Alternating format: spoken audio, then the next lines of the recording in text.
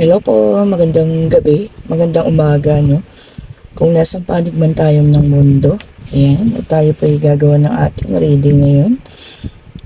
Ayan, pasensya na po kayo ha, hindi nakakapag-reading araw-araw. Naku, nasira ang aking PC sa bahay at kinakailangan ko pong pumasok sa site, ayan. Kaya paggabi pumapasok po tayo ha.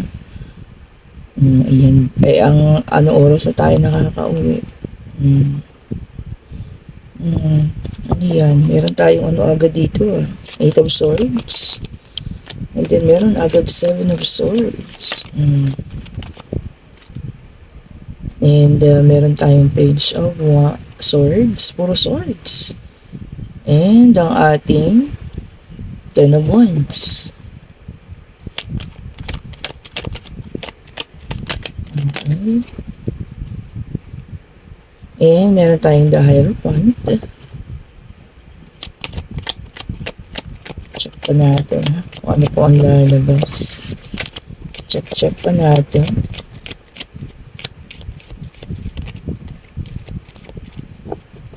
Ang hirap talaga pag nagko-commute. Aga kang aalis. Ay ako pala gabi. Ayan. Pero inaagahan ko. Alas 8 papasok ko pero umaalis ako ng bahay alas 6. Ito yun, 2 oras. Kung nasa bahay ako pero sana maayos na yung ating PC. Ayan, para po magbalik na sa work from home. Ayan, meron tayong King of Swords and ayan, King of Cups. And meron din tayong 3 of Cups. Okay po. So, dito, sa nakikita ko, no, meron ditong naging biktima na naman ng ating pangluloko or cheating. Ayan ha. Bas kasi yun. And maaaring ito ay couple yan. Maaaring kasal kasi may nakita tayong the Hierophant. Kasal itong tao na ito, no? Pwede mag-partner din, ayan. And pinaglaban niya, ayan. Tapos dito, tingnan niyo, talagang sobra-sobra yung sakit na nararamdaman niya, ha? Ayan. Kaya lang, sa mga panahon na nagkaroon ng problema, itong couple na to, no? Ayan, naging feeling trap yung isa. Ayan. And merong tao na tawag dito. Ito isa. Yung isa ay tumulong sa kanya, no? Para maka-cope up siya. Ayan. Matapos lahat or kahit pa paano makalimutan niya yung pain na nararamdaman niya dito nga sa ginawa ng ating King of Swords. Ayan.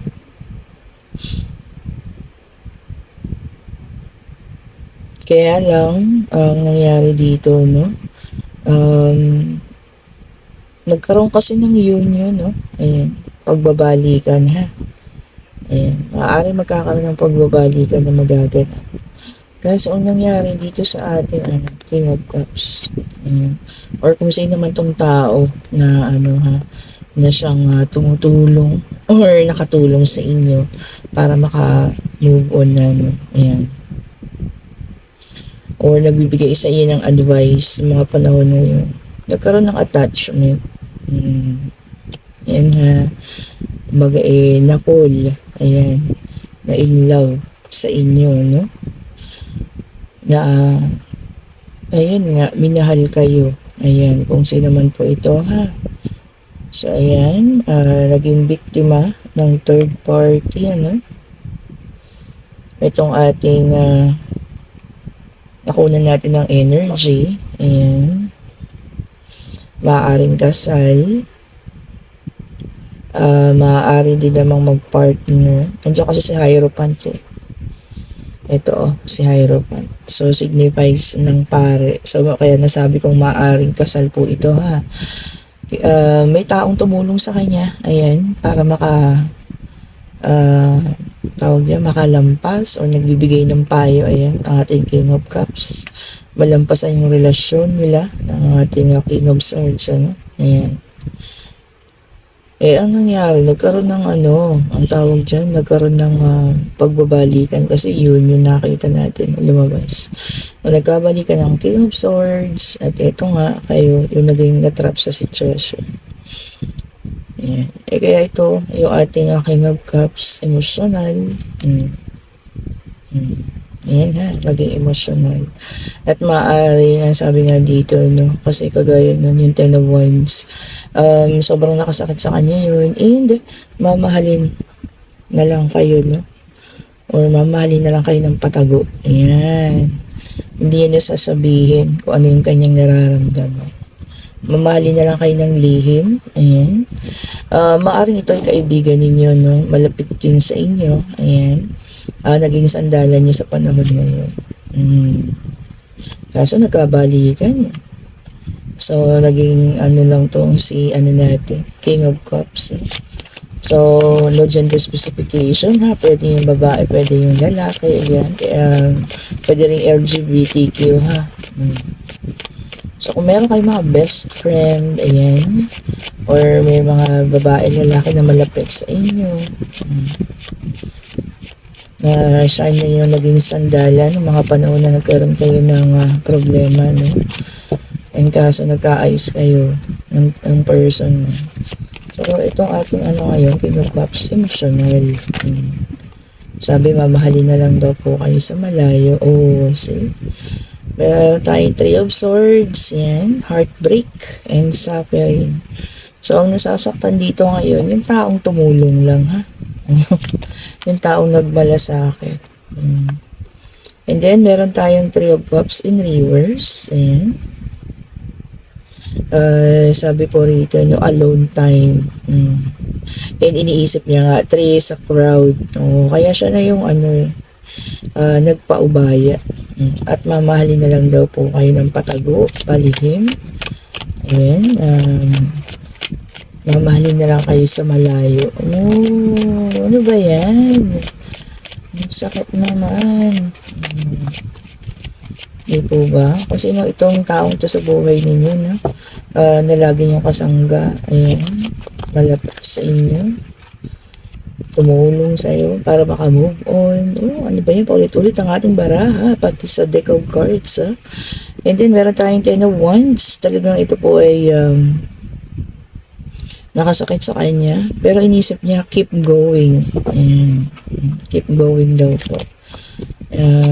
Basta nandyan lang daw siya sa tabi ninyo, no? And meron tayong The Hangman in reverse, which is a water sign. So, meron pala tayong water, air, water, and fire. So earth na lang naman yung kulang ngayon, ano? Sabi niya rito, fear of sacrifice. So, takot din naman siya na isacrifice ang nararamdaman niya. Kaya lang wala siyang magagawa eh.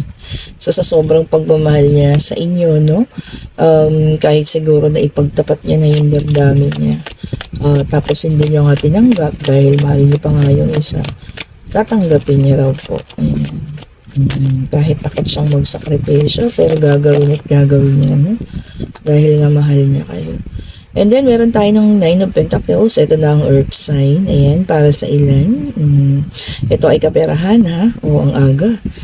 Financial independence, stability, fruits of labor. Ayan, lahat ng pinaghirapan natin. Ayan, atin nang aanihin. Ayan, plenty. Sabi, no? Ibig sabihin, marami.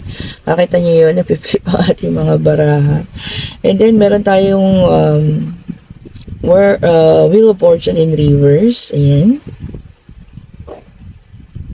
Yung sabi sa inyo, meron daw i-break na cycle. Kung ano man yung cycle na ginagawa ninyo, ha. Iibahin nyo raw po yan. Para sa ilan, ha. Nakakalungkot yung sa nauna, no? So, ito ay taong sinamahan kayo, sumama sa inyo, sa oras ng inyong kalungkutan, ano. Kaya lang yung time na nagkaroon kayo ng pagbabalikan ng inyong ex, ayun, humiwalay siya. Dahil alam niya naman na siya nga ay third party. So, magiging will siya. And then, meron tayong Six of Wands. Ayan. Ang iba po sa inyo ay magkakaroon ng disappointment. Ayan. Pero meron din namang private achievement. Oh, ayan ha. Private achievement, yung hindi na kailangang ang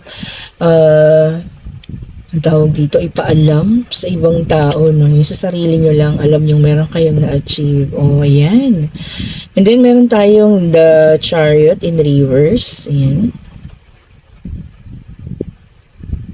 Sabi po rito, may makikilala kayong mga arroganteng tao. Ayan. And, parang mawawala kayo ng ang tawag dito, control. Oh, ingat-ingat po ha. Kung sino yung mga tao na yan. So, ayun, water, fire, and earth. So, kompleto na po ha. Kompleto na lumabas ang lahat ng ating sign. Ayan. O, diba? Parang nakakaawa naman yung tao na yun, na siyang laging nandiyan sa inyo. Tapos, na nagkabalikan kayo, parang, itsapwera na siya. No? Pero, naintindihan niya naman daw po. Ayan. Naintindihan niya. And, ayun nga po. Hindi siya magiging sagabal at hadlang at mamahalin niya na lang kayo kahit sa malayo at mamahalin niya kayo kahit sa patago. Oh, ang sarap naman nun, di ba? Kasi kayo ay nakapagpatawa dun sa inyong isa sa inyong person. Kaya itong kaibigan ninyo man, kakilala ninyo, ayan, na naging sandigan ninyo, dumistansya na. Kasi nga, alam niyang hindi niyo na siya kailangan. Ano ba naman yun? Ayan. And meron tayong 8 of Pentacles, which is an earth sign. Yung iba raw po sa inyo, magkakaroon ng development. Ayan. Or paglago. And then, ito na naman ng ating King of Swords, which is an air sign. Magiging truthful and honest na ang iba. O kung ano man yun ha, na sasabihin nyo sa inyong partner, truthful and honesty. Ayan, meron tayong the Hierophant in reverse. Ayan. Sabi po rito, freedom. May iba sa inyo hihingi ng freedom. Kung saan man yung hingiin yan. Sa trabaho, ayan, or sa inyong kapartner, hihingi kayo ng freedom ninyo. Or, gusto niya muna ng sarili muna. Diba? So, maaaring mag-uusap kayo ha, ng partner mo, hihingi ka ng kalayaan. Ayan. Kalayaan mag-isip or kalayaan muna para sa sarili ha. Check nyo po kung kayo yan ha. Pero kasi minsan nararamdaman natin na parang nasasakal na tayo sa isang relasyon. Ayan. Kaya tayo humihingi ng kahit kaunti man lang na kalayaan.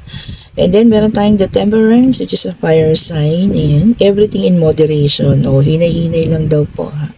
Kung nagmamahal ngayon, hinay-hinay lang. Huwag masyadong todo-todo kasi alam niyo, yung todo-todong magmahal, yun din yung isa sa todo-todong masaktan. O, di po ba? And then, meron tayong the Judgment. Ayan. Yung iba sa inyo parang magkakaroon ng new phase. Oh, panibagong landasin. Ayan. Kung saan man yan, para sa pagbabago. Sana lahat para sa mabuti ha. Okay. Hindi yung magbabago para lalong maging salbahe. Hindi po. Ayan. Doon tayo para sa kabutihan lang. Di ba? Maging positive lang lagi tayo. And then, meron tayong the Strength, which is a fire sign. Sabi rito, magkakaroon kayo ng inner strength. Yan, focus. Mag-focus sa inner strength niyo. Kung ano yung mga kalakasan para sa sarili. Kung ano yung mas malakas. Kung kayo ba magaling sa arts, ganyan. Or magaling tayo sa nakikipag-communication. Ayan. So, magkakaroon kayo ng parang focus sa inyong mga inner strength. Okay po. And napakagandang card, which is the world. Ayan. So, ang iba naman talaga sa atin, nagkaroon na ng fulfillment. And then, this is also signifies travel. O, ayan ha. Maaring may uuwi ng bansa, aalis ng bansa.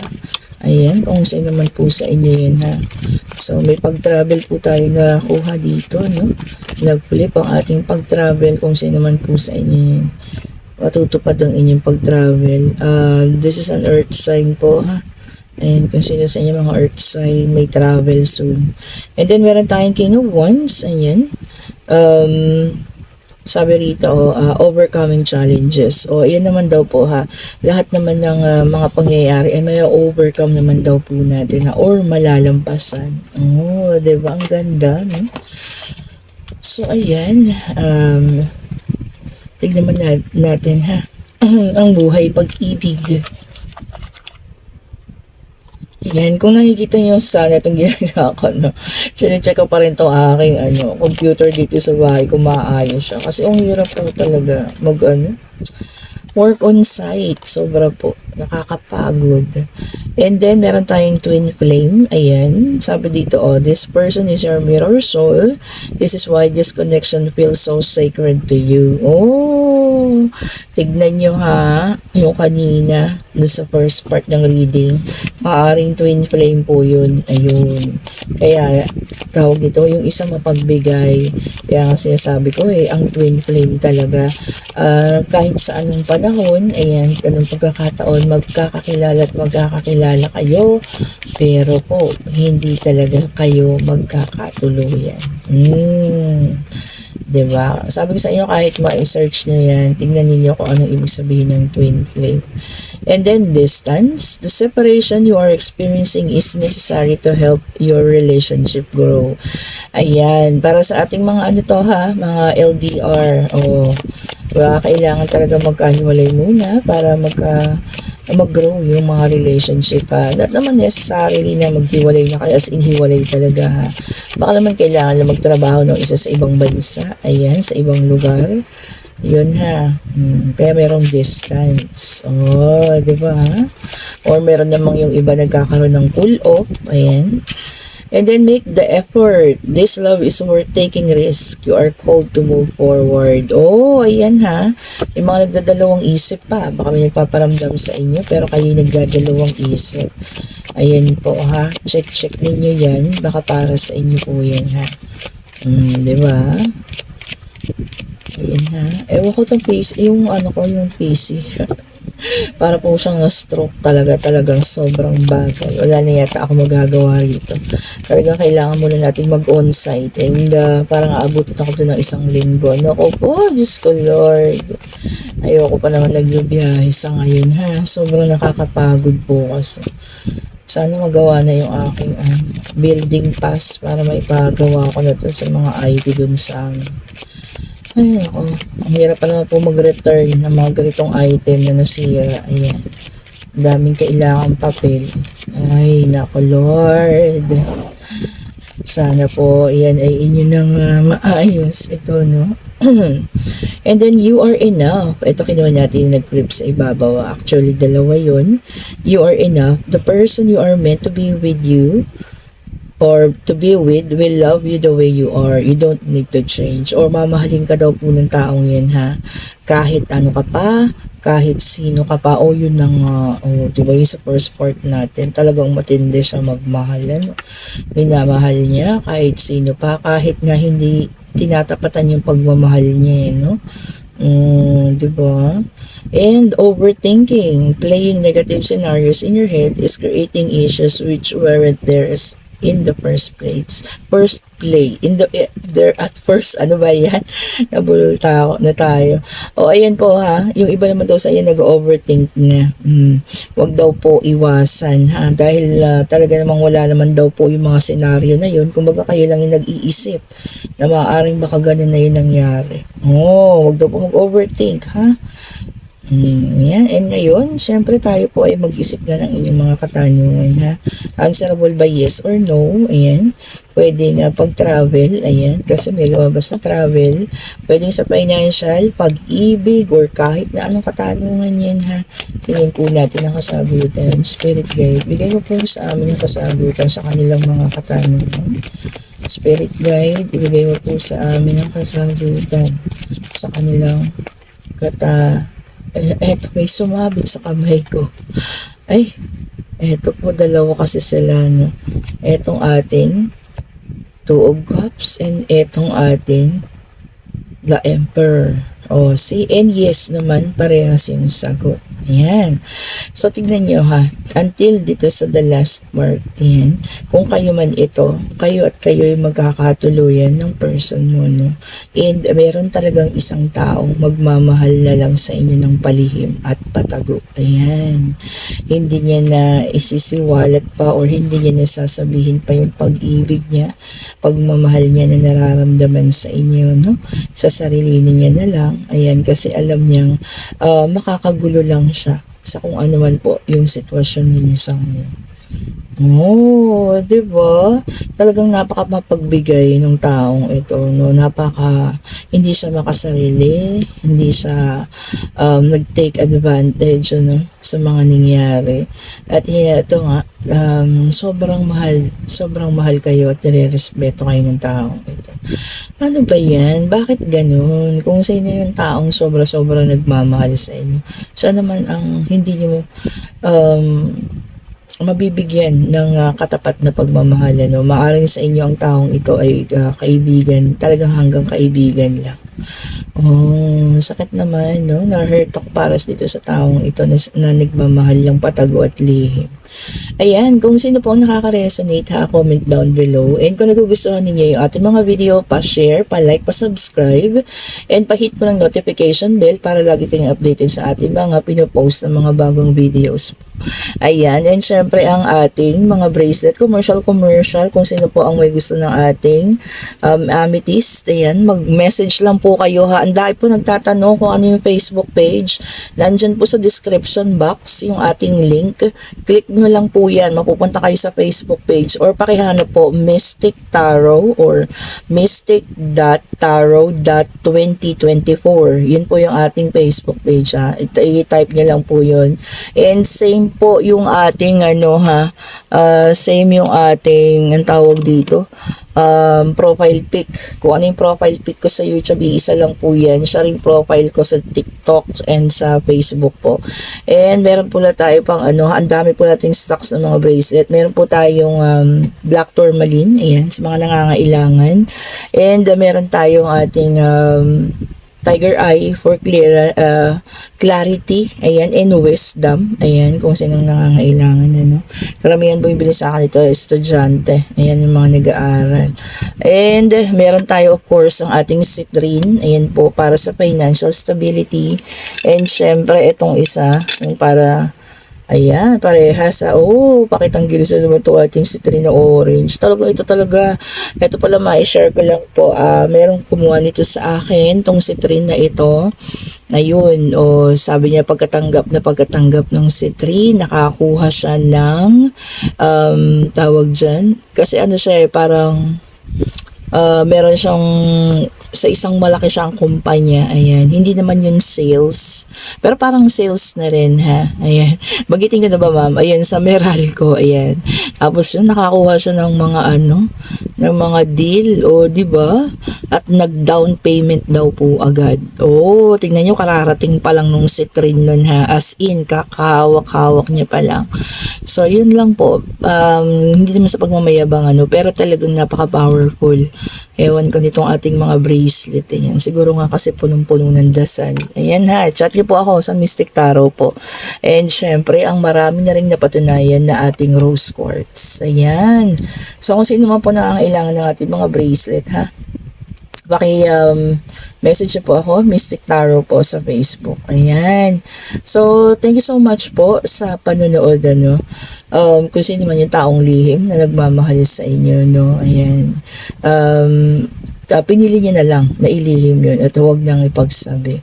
Ayun po. Pero alam ko at alam nyo naman na nararamdaman ninyo kung sino man yung taong yun, kung kayo po yung nasa ganong sitwasyon. Ayan. Thank you so much po ulit. Have a great day. God bless po sa lahat ha. Bye-bye po.